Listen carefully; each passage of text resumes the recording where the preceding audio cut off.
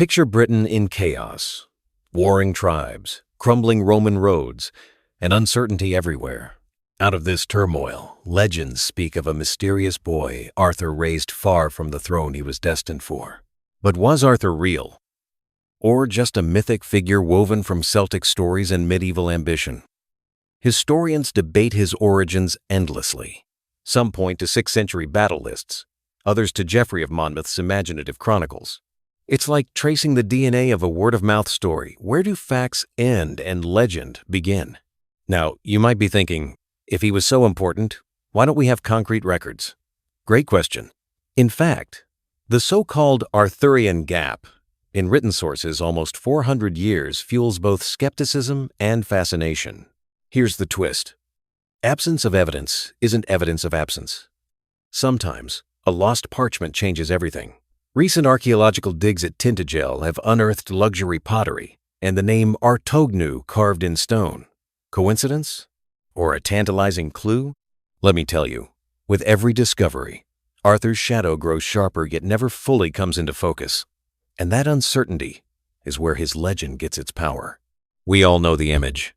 A gleaming sword, Excalibur, embedded in unyielding stone. Only Arthur can pull it free. But why a sword, and why a stone? Think of the sword in the stone as ancient Britain's version of a CAPTCHA test proving identity through an impossible task. In technical terms, it's a rite of passage, a mythic singularity. Now imagine the crowd, knights, nobles, even distant warlords all failing before the boy steps forward. The tension's electric. How could a child succeed where hardened men failed, you might ask? The answer? Destiny, of course. But also symbolism. It's about rightful sovereignty, trumping brute force. Archaeologists point out that ancient kings often underwent ritual trials to prove divine favor. So the legend endures because it speaks to something deep in us, that true leadership is revealed in unexpected places and under impossible odds. Let's shift the spotlight to Merlin, the wizard whose advice shapes Arthur's destiny. Was he a druid, a madman, or a cunning political operator? The term polymath fits Merlin well. He's a magician, prophet, engineer, and sometimes even a kingmaker. But why does every great hero need a wise advisor?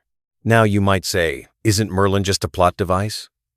Yet in medieval society, advisors, chancellors, and bishops often wielded more power than kings.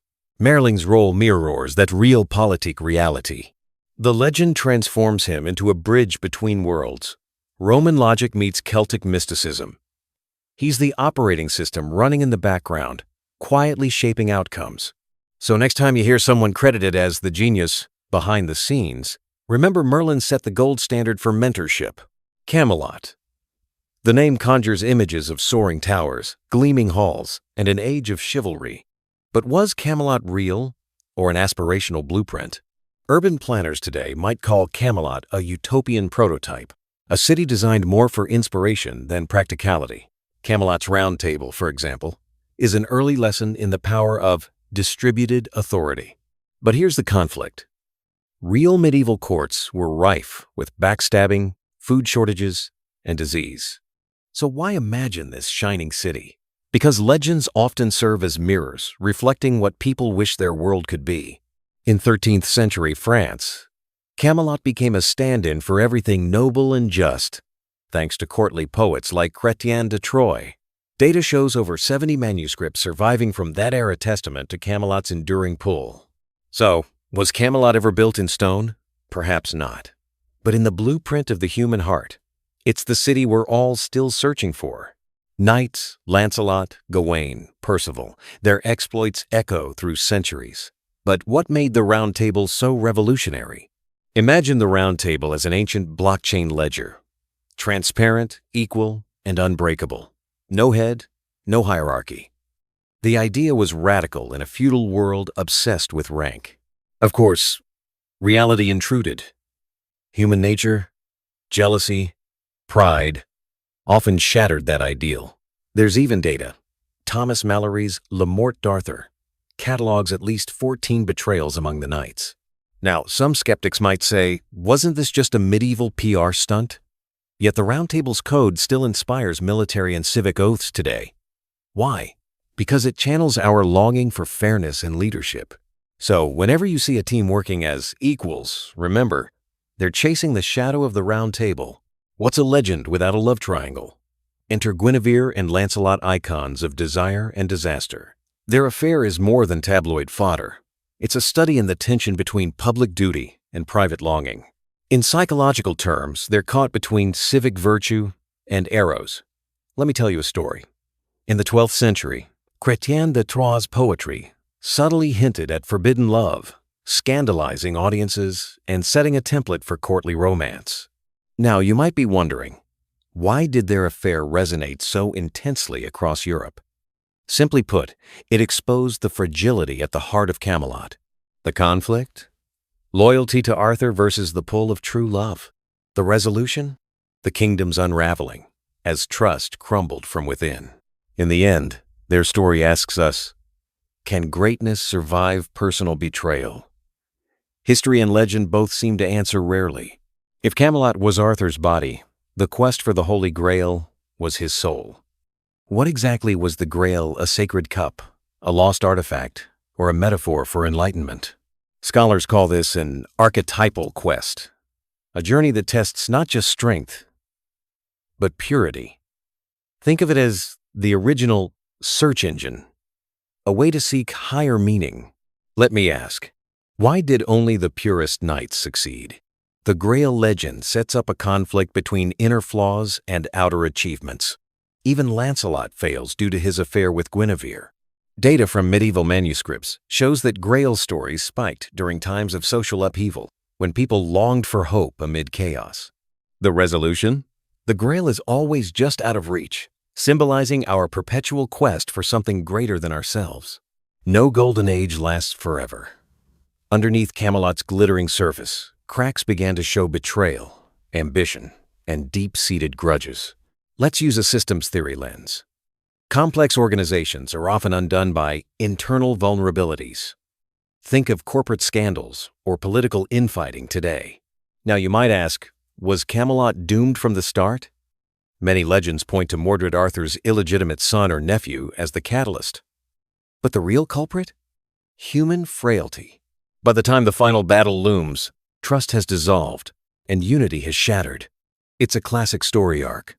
Rise, conflict, and fall. So the legend endures as both warning and lament, a timeless reminder that even the greatest ideals can falter from within. Every hero's journey has an antagonist, and for Arthur, it's Mordred. His name is synonymous with betrayal. But was Mordred pure villain or a tragic figure shaped by circumstance? From a narrative engineering perspective, Mordred is the necessary disruptor, the system's stress test. Some versions portray him as Arthur's own son, others as a political rival. Let's imagine you're Mordred, raised in Arthur's shadow, burdened by prophecy, caught between loyalty and ambition. Would you rebel or submit? Data from comparative mythology shows almost every epic features such a figure. Think Loki or Shakespeare's Edmund. They expose fault lines that heroes can't ignore. Mordred's story reminds us, sometimes, downfall isn't just caused by enemies, but by those closest to us, mirror images of our own flaws. The stage is set for the last act, the Battle of Camlan. Imagine mud-churned fields, clashing swords, and the weight of destiny hanging over every blow. Historians debate whether Camlan was real, but in myth, it's a data point for apocalyptic conflict. The technical term here is eschatology, the study of endings. Now, you might be thinking, was this really the end, or just a narrative reset? Great stories often leave the door ajar for resurgence, for hope. Arthur and Mordred meet in single combat, each mortally wounded. The conflict, idealism versus realism, legacy versus ambition. And in the dying light, legend says Arthur is carried away, not dead, but sleeping, awaiting Britain's hour of greatest need. The ending is both closure and invitation. With Arthur's fall comes the mystery of Excalibur's fate. Some say it was cast back to the Lady of the Lake, restoring balance. Why does handing back a sword matter so much? Think of it as a symbolic reboot, returning power to its source. In cybersecurity, revoking credentials after a breach is standard practice. Excalibur's return is the ultimate reset. Now picture the scene. A dying king, a loyal knight, a hand rising from the water. It's an image that's transcended centuries, appearing in over 20 medieval texts and countless modern retellings. The resolution? Excalibur disappears, but hope does not. The legend whispers that Arthur will return immortal, ever potential. So, whenever we face crisis, it's no accident that Arthur's myth resurfaces, reminding us that ideals don't die.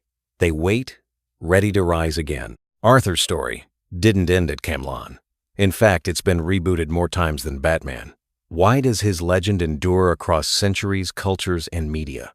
Think of Arthur as a cultural, open-source project. Each era forges its own version. Victorian poets made him a paragon of virtue, while modern filmmakers use Camelot to question power and corruption. Let me tell you a story. When World War II raged, Churchill invoked Arthur's return to rally the British spirit. Today, data mining shows Arthurian keywords spike in pop culture during times of upheaval. Now, you might ask, is there a real Arthur beneath all those layers? Maybe not, but the legend's true power lies in its mutability, its ability to inspire, adapt, and endure. So, as we chase our own grails and face our own betrayals, Arthur's story persists a living legend, waiting for each of us to pull our own sword from the stone.